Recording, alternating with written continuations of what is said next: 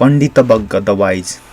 Should one find a man who points out faults and who reproves, let him follow such a wise and sagacious person as one would a guide to hidden treasure. It is always better and never worse to cultivate such an association.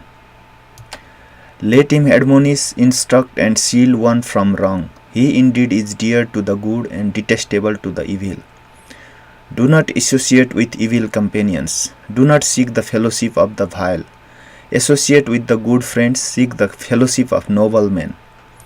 He who drinks Dhamma, the Dhamma lives happily with a tranquil mind. The wise man ever delights in the Dhamma made known by the noble one, the Buddha. Irrigators regulate the rivers, fletchers straighten the arrow shaft, carpenters shape the wood, the wise control themselves. Just as a solid rock is not shaken by the storm, even so the wise are not affected by praise or blame. On hearing the teachings, the wise become perfectly purified like a lake, deep, clear and still. The good renounce attachment for everything. The virtuous do not prattle with earning for pleasures.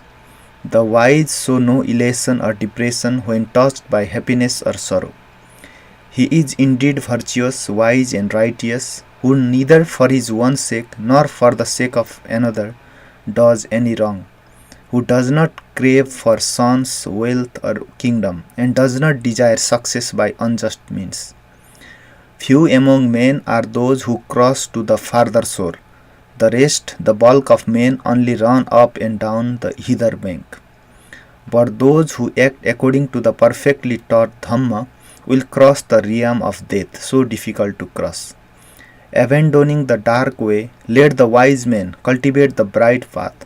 Having gone from home to homelessness, let him on for that delight in detachment, so difficult to enjoy.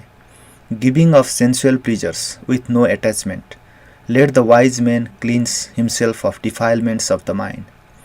Those whose minds have reached full excellence in the factors of enlightenment, who having renounced acquisitiveness, rejoices in not clinging to things, rid of cankers, glowing with wisdom, they have attained Nibbana in this very life.